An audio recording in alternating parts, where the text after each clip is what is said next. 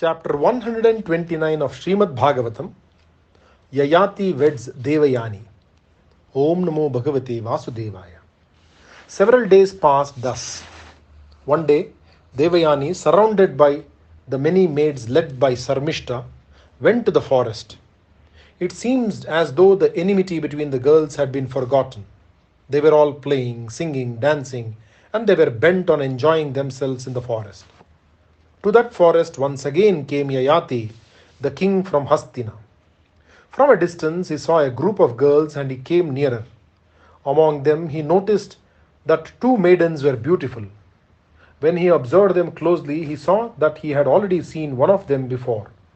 It was the Brahmin girl whom he had rescued from the well, and here he smiled to himself, who claimed that he should take her since he had grasped her right hand in his. She was indeed beautiful, but this other girl was equally lovely, if not more. The king saw Devayani seated on a jeweled seat, but the second girl, who was so beautiful, did not have many jewels on her, and she was sitting at the feet of Devayani. She was massaging the feet of Devayani. Yayati was extremely curious to know who she was, and on the pretext of greeting his old acquaintance, Devayani, he went near them and spoke to Devayani. He behaved as though he were a stranger. He said, "In the midst of 1,000 girls, I see two of you, as though you are presiding over the others. My curiosity is kindled. May I know who you are?" Devayani said, "I will tell you. Please listen to me. The guru of the Asura is Shukra, and he has a daughter. I happen to be that daughter. The maiden is my friend and my slave. She is present wherever I am, and she is the daughter of Rishaparva, the king of the Asuras." Yayati spoke impulsively and said, "What a beautiful woman she is! No celestial woman, nor a Gandharva maid, nor a Kinnari can equal her in beauty. As for mortals, I have not seen the like of her. Her lotus eyes, large and liquid, are like those of goddess Lakshmi, and she is perfection itself. The princess from the Asura's palace has been surely cursed by the gods or by some rishi, or else how can she be a slave of yours?" Devayani listened to his eulogy and evidently did not like it. She said, "Everything in this world is according to fate. Consider this also as the work of fate, and do not waste any more thought on it. Please tell us who you are. You are dressed like a king, and your words are those of a well-read man. What is your name? Where do you come from? Whose son are you, and why have you come here?" Yayati smiled to himself at the arrogant manner in which Devayani spoke, and he thought he would help her to keep up appearances. He said, "I have been educated in the lore of the Vedas when I was a student. I am a king, the son of a king. I am the famed Yayati of the race of the moon." Devayani asked, "Have you come to the forest with a definite purpose? It is to conquer some enemy, or is it just a desire to hunt which has brought a king like you to the forest?" The king said, "Your guess is right. I have come to hunt. As for my approaching a crowd of your maidens, it is because I am thirsty, and with a desire to assuage it, I have come to you. Now that you know all about me, tell me what I should do." Devayani said, "I have chosen you to be my husband. Accept me and make me your wife." Yayati's eyes were drinking in the beauty of Sharmishta. He wanted her to be his wife. He was taken aback by the bold proposal of Devayani. He said, "It is not meet that I should marry you. I am a king, a Kshatriya, and you are the daughter of a famous Brahmin, the noble Shukracharya. Even now I am afraid your father may disapprove of my talkings to you, even unmarried as you are. The wise say that no man should approach the wife of another man, his daughter-in-law, a woman who belongs to a caste which is superior to his own, a woman who belongs to the same gotra as himself, his sister, a very poor woman, and a sick woman. I will not take your words seriously." Devayani spoke impatiently. "I have also some knowledge of the Shastras, but I also know that Brahmins have taken women of the Kshatriya caste. As for Kshatriyas marrying Brahmin maids, Even that has happened before. The two are very similar and very close. There is not much difference in status as far as these two castes are concerned. And again, you are the son of Nahusha. That means you are a rishi and the son of a rishi. Take me for wife. While discussing this, they had wandered away from the others. Devayani said, "When I had been pushed into the well and was in distress, you came along, took me by the right hand and raised me up. Which Brahmin youth will now touch my right hand, which has already been held by you? I told you even then that I had decided that you are my husband." Yayati tried another argument. He said, "Evidently you do not know the power of a Brahmin's anger. The poison which an angry serpent spits, the hurt which is caused by sharp weapons, the helplessness caused by fire which surrounds you on all sides, all these are not as dangerous as the anger of a Brahmin who is displeased." "Which Brahmin is angry?" wailed the low-born maid. "I do not understand your words." The king said, "The serpent kills only when it stings. The weapon kills only when it is aimed against someone. But the Brahmin who is angry can destroy a man along with his entire army, with his entire kingdom. I dare not promise that I will marry you, lest your father should curse me and my descendants. Unless your father gives you to me, I will not accept your love." Devayani's face was lit up with joy. She said, "You need have no fear about that. Wait for a while. You will meet my father." She summoned one of her maids and said, "Go at once and bring my father to this spot." Very soon Shukra came. As soon as he saw the glorious Brahmin, Yayati fell at his feet and taking the dust said, "I am Yayati, the son of Nahusha." Devayani saw the puzzled look on her father's face and said, "Father, do you remember the day when I was pushed into the well and you searched for me all evening? Do you remember finding me under a tree, and do you remember my telling you that a noble man came and saved me from death by raising me out of the well? This was that noble man. This king took me by my right hand and lifted me from the depths of the well. No man has touched this hand before. I beseech you, give me to him, father. I have chosen him as my husband." Shukra was trying to look pleased. He said, "He is a Kshatriya and you are a Brahmin. You belong to different castes. You belong to different dharmas. I am worried. But, my child, you have chosen him and there ends the matter." Shukra then turned to the king and said, "She has chosen you, my son, and you can take her for your queen. I give her to you willingly. Accept my daughter." Yayati said, "O noble Bhargava, I am afraid. It is adharma to marry like this. The mixing of castes is a sin and I do not want to commit sin.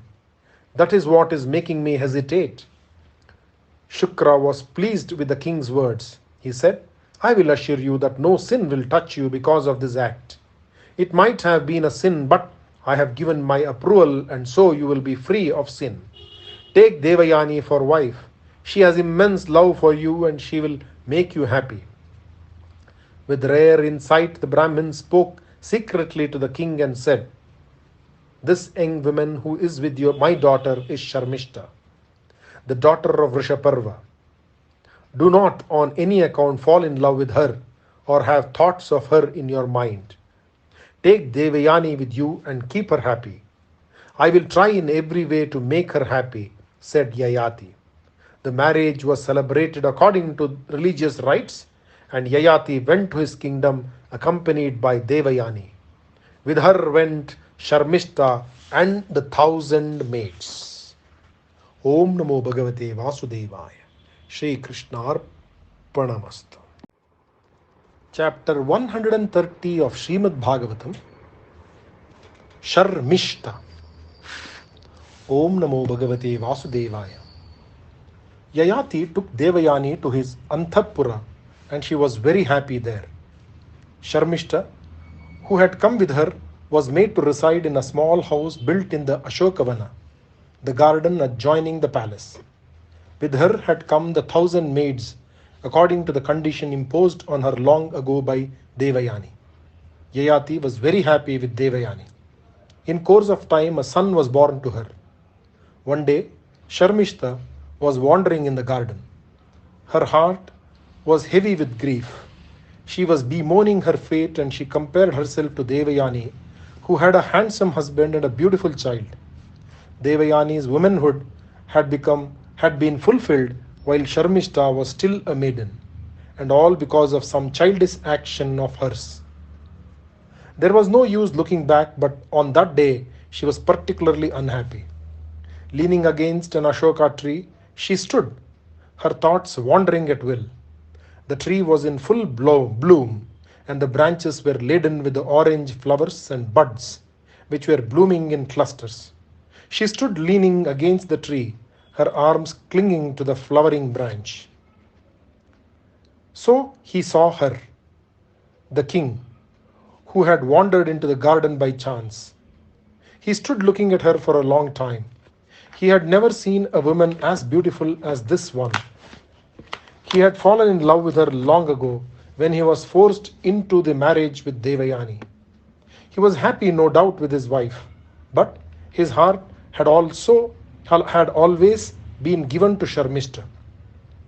If it had not been for the words of warning spoken by Shukra, he would have married her long ago. But he was a righteous king, and he did not want to break a promise. He was also afraid to incur the wrath of a Brahmin. These were the reasons why he had never given a thought to his love for Sharmishta. Today, he saw her alone, and her beauty was captivating. He could not move from her there, but stood rooted to the spot. Suddenly, Sharmishta turned round and found the king standing not far away. For the last so many days, nay months, she had been in love with him. Ever since he came on the scene where she was pressing the feet of Devayani. She had known from his eyes that he wanted her, but Devayani had chosen him as hers already, and she had come to the city with the newlyweds. She had to suffer the torture of seeing the king every day and live with only thoughts of him. She saw him, and with her palms folded she saluted him, and so they stood for a while. Then she said, "You are the king, and you are like a god, since you grant the prayers of those who are dependent on you. I want to ask a favor of you." The king lifted his eyebrow as if to say, "What do you want?" She said, "I want you to take me for wife." Yayati said, "I know who you are. You are the daughter of Vrishaparva, and you are the maid who has accompanied my wife. Ever since I saw you, I have not forgotten you. You are a very beautiful woman. There is no one to equal you. But I have been commanded by Acharya Shukra not to entertain any thoughts of you in my mind, and it is this promise which has held me away from you."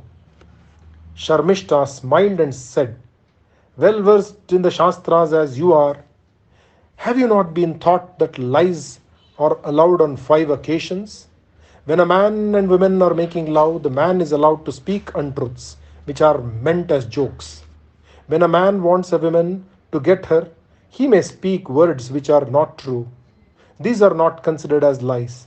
When a marriage is to be performed, it is often necessary to speak untruths, which are not considered to be lies.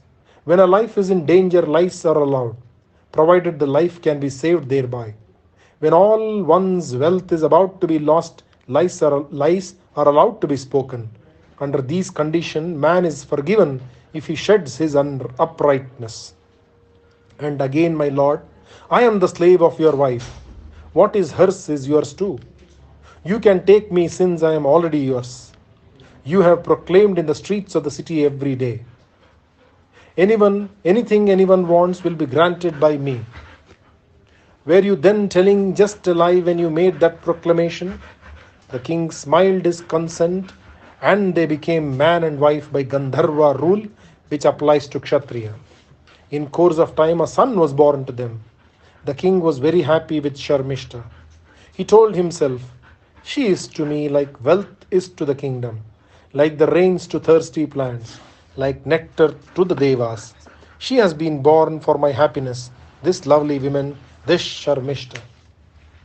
When Devayani heard that a son had been born to Sharmishta, She was sorely puzzled as to who her husband could be. She tried to guess and could not. Finally, she could not contain herself. She went straight to her and asked, "What is this you have done? Have you become such a slave to lust that you have forgotten the rules of decorum? Who has taken you and made a mother of you? How could you let this shameful thing happen to you?" The princess said, "A rishi came here by chance. I was, as you know, an unmarried maid, and that is a sin. A woman who is not married and a woman who has no child live but in vain, as the Shastras say, and they have no hope of a life after. Either I Either I therefore asked him to rid me of this sin, and that is the truth. It was not lust which prompted me to take a husband, but it was fear of sin." "Then it is a perfectly right thing you have done," said the queen. "I see nothing wrong in that. Tell me who this rishi is, what is his name, and to which gotra does he belong?" "He was glorious like the sun," said the princess. "He was so full of power and virtue, I was overcome with wonder. I was not able to ask him these things." Devayani was not quite satisfied with her reply, but she did not think much on it. She went back to her chambers, and Sharmishta breathed a sigh of relief. Two sons were born to Devayani, and they were named Yadu and Turvasu. They were as handsome as their father and were the pets of the entire palace. Devayani became addicted to drinking, and often she would use harsh words to the king. She would often weep, and sometimes she would sing and dance. She would say, "Why have you come to this forest which is unpeopled? Why do you disguise yourself as a king and come near me? You are a Brahmin and you dress like a king.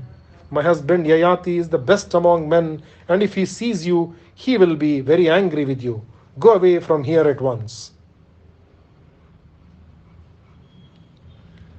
She would make the king go away from her presence. He tried to bring her back to normalcy and could not. He made the old attendants in the palace to take care of her during these drunken spells. He found that he could now take advantage of her weakness. He encouraged her to drink, and he chose deformed people to guard her. When she was sunk in a drunken stupor, the king would escape to the Ashokavana and spend the time with his beloved Sharmishta.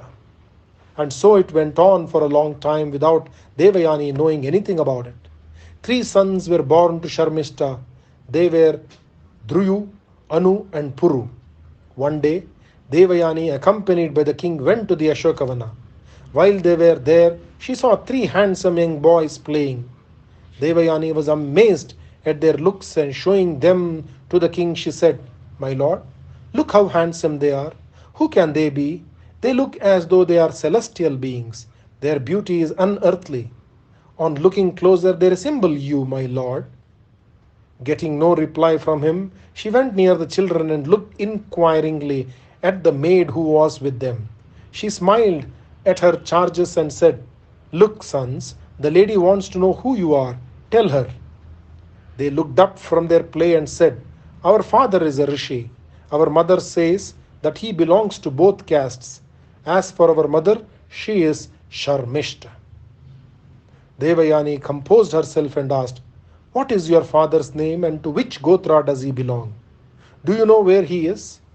They looked at her, and spying Yayati standing at a distance, they pointed him out to her and said, "He is our father." Om Namo Bhagavate Vasudevaya. Shri Krishnarpanamastu. Chapter 131 of Shrimadbhagavatam, Devayani's anger and Shukra's curse. Om Namo Bhagavate Vasudevaya. Devayani took the children with her and stood them before the king. Afraid to displease Devayani, Yayati did not look at his sons at all. Unused to this treatment from him, the children went to their mother crying. They said, "Mother, our father is behaving strangely today. He does not talk to us at all." Sharmishta came out of her house and saw the king at a distance. She saw, too, that he was accompanied by his queen.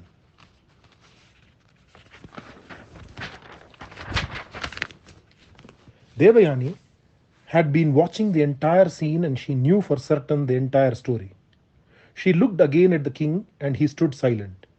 His head was bowed and he looked ashamed and quite sorry for himself. Devayani went to Sharmishta and grasping her hand rudely in hers said, "You deceived me by telling me that a rishi is the father of your child when I asked you long ago. I now realize that it is the king who is your rishi. You are my slave and you had no right to act on your own. You should have asked me and I would have tried to get a good husband for you. But you have no fear of me. Your behavior is typical of the Asuras." Sharmishta spoke in soft tones. She said, "When I said it was a rishi, I did not tell a lie. The king is well known as a Rajarshi the world over. As for my behavior, it is well within the rules of conduct. When you choose the king as your husband, I did so too, in my role of slave to you. Since you belong to him, those who are your slaves are his too. You are the daughter of my father's guru and respect you as my father does. Your father, your lord, demands respect from me too, as from you. When you were given to him in marriage, I was too, since I am your slave. He provided me with a home and clothes and everything ever since I came here with you. Why then should he not take and make me the mother of his sons?" Devayani's anger was now unbearable. Her lips were throbbing and her eyes were red. She shook her one-time friend by the shoulders and said, "I do not want to talk to you anymore." She turned then to the king, who was standing silent, and said, "As for you, O king, you can enjoy yourself to the utmost with this slave Sharmishta here. I will not remain with you even for a moment more, since you have displeased me." Devayani was looking like a flame. She removed her ornaments and threw them on the ground in front of the king. She looked at him and Sharmishta as though she would burn them alive. She walked away from there with speed. The king, frightened of her and her anger, ran after her and tried to take her hand and pacify her. But she would not be pacified. She would not reply to the king's words and rushed out of the Ashokavana. Devayani sent for the royal chariot, and in a very short time she reached the home of her father. Shukra was alone and she rushed to him like a whirlwind and fell at his feet. Shukra looked up and down. He lifted her up and saw her face full of unhappiness. Over her shoulder, he saw the king walk towards them with a crestfallen look. He too fell at the feet of the Brahmin. Shukra could not understand this drama. Before Yayati could speak, Devayani had spoken. Her words came fast and the fury in her heart could be seen by the way she told her father about everything. The story of how the king had betrayed her. "Dharma has been vanquished by adharma," said Devayani. "I have been superseded by Sharmishta, the daughter of Vrishaparva. The king Yayati has made her the mother of 3 sons and I have 2 sons. This king, who is reputed to be righteous, is really one who has no morals, no conscience. He has betrayed the trust I placed in him." Shukra, who loved his daughter to distraction, was like one possessed when he turned his angry eyes towards Yayati. From the look on the face of the king, he knew that his daughter had only spoken the truth. He was furious. Even at the time of marrying his daughter to him, the Brahmin had told the king not to cast his eyes at Sharmishta, and this was exactly what he had done. His daughter was unhappy, and with his mind full of his love for the father, said, "Yayati, in spite of the fact you are well versed in the rules of conduct, you have transgressed them for the sake of your karma, for the sake of your karma. I curse you for making my daughter unhappy. Old age, which is unwelcome to those who run after the pleasures of the world, will soon come to you and envelop you." Yayati was struck dumb for a while by the terrible curse. If at all this Rajarshi had any weakness, it was desire, and this was his undoing. And now this curse had blighted his life forever. With folded palms and with tears in his eyes, in his voice, Yayati said, "You have not heard my version of the incident, my lord. This young woman, the daughter of Vrishaparva, this Sharmishta, beseeched me to take her since she was in her youth and her life threatened to go waste.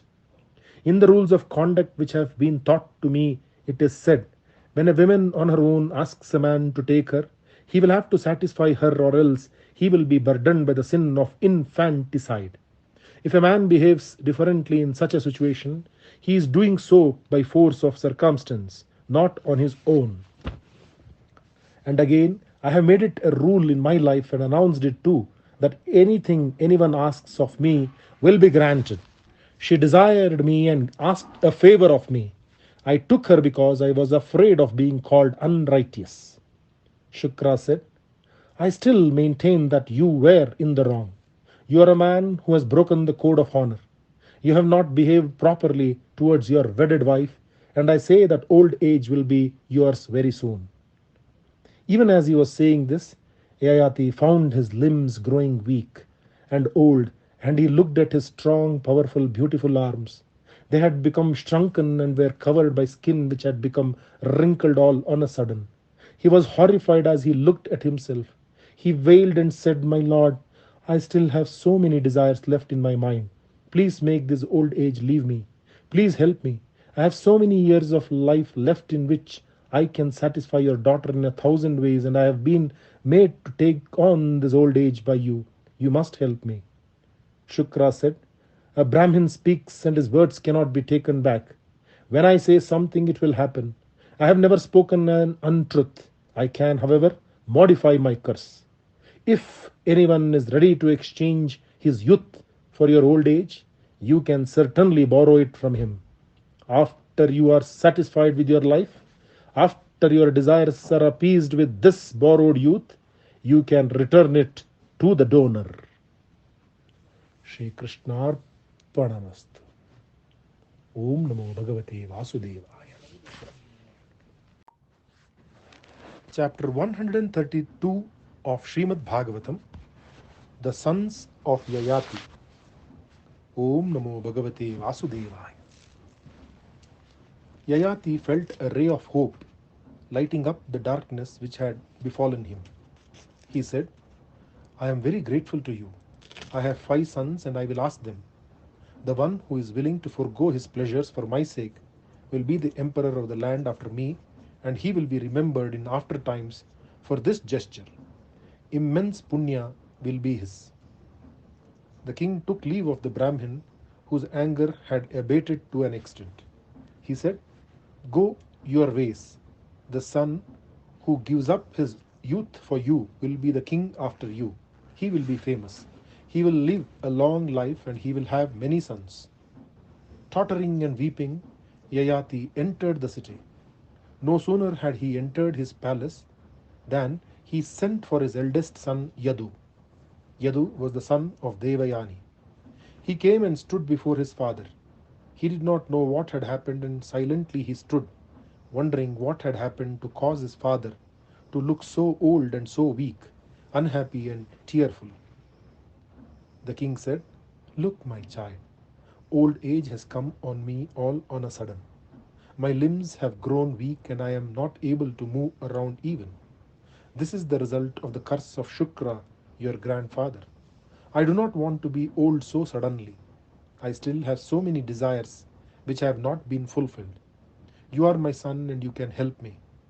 If you will give me youth and take my old age in exchange, I will satisfy myself for 1,000 years and return your youth to you. Yadu pondered for a moment and said, Father, old age is not welcome to anyone, least of all to a youth who has all his life before him. With my hair whitened, weak in every organ of the body, bent double because of weakness, how can I perform my daily duties even? Leave alone the duties of a king. I do not want this sudden old age which you want to thrust on me. Old age, my lord, is not welcome. Yayati pleaded with his son. He said, Look, it is only for a while. Afterwards, you will get it back and you can be happy for a long time. Yadu, of all the king's sons, had an inclination to renounce everything and spend his time in meditating on the Lord. For that vairagya, detachment is essential. Vairagya can be achieved only after one has gone through the usual spell of the enjoyment of worldly pleasures. To Yadu, youth was the time of preparation for the eternity which he was eager to find. This old age, which was offered to him, would come too soon to him. He was not ready for it. This unnatural old age would never let him attain his goal. Again, old age, when it comes on one in the natural course of events, will, in its wake, bring a sense of detachment from the world and an attachment to the next, devotion to the Lord. But the old age which his father offered him was the result of a Brahmin's curse, and it might prove a deterrent in his progress. There was also a third reason for Yadu's refusing old age. He told himself, "My father wants my youth, not for any noble purpose, but to enjoy himself with my mother. If I give my youth to him, he will use my youth to please my mother. I will be sinning against my mother, since I will, in a way, be taking her. The only thing to do is to incur my father's displeasure. I cannot explain the motives behind my refusal." Yadu looked sad, and yet he would not change his mind. He said, This sudden old age is not welcome to me. Man reaches Vairagya only when he gets old gradually and not when he grows old suddenly. I do not welcome your gift. I am not prepared to part with my youth. Pardon me, father." Yayati was very angry with his son and said, "You are born of me. You owe your existence to me, and yet you are not prepared to do this for me. I say that you will not inherit this kingdom. You will only be a subject and never a ruler." Yadu did not speak a word in reply. He saluted his father and walked away from there. The king then sent for Turvasu, the other son of Devayani. He spoke the same words to him, that he would like to exchange the suddenly descended old age for youth for 1,000 years, and that he would return it after that. The son shook his head firmly and said, "No, father, I do not want this old age which will steal my strength, my beauty, and my ability to enjoy myself. It will dull my intellect and may even take away my life soon. I will not accept old age." Yayati's anger, which had been kindled by Yadu, had grown now, and he said, "You are unwilling to do what is dear to me. You will not be king after me, but you will be king of the Mlichas, who are lacking in decorum, who have mixed marriages, who are very narrow-minded, and who are disliked by the world in general. You will be the foolish ruler of foolish subjects." The king then called the sons of Sharmishta. Dhruva and Anu were just as unwilling as the other sons of the king, and they were also told that they would not get the kingdom. This threat did not affect anyone in the least. So frightening was the thought of old age that youth refused to countenance it even when the king pleaded with them. Yayati had now lost all hopes of getting rid of his old age. He had one more son left. He sent for Puru and spoke to him the same words which he did to the others. Puru said, "I will obey commands, O king. I have been taught that it is the duty of everyone to obey the commands of his elders. He will be blessed with long life, and it is the path to heaven. I will exchange with you, father, and I will gladly accept your old age. If it is my life you want, I will lay it down for you, father. You can enjoy life with my youth, and I will remain here dressed in your old age till it pleases you to take it back." Yayati was thrilled with the words of his son. He said, "You will be the king after me. I can assure you that your subjects will be happy to be ruled by you, a righteous and God-fearing man." Om Namo Bhagavate Vasudevaya. Shri Krishnarpanamast.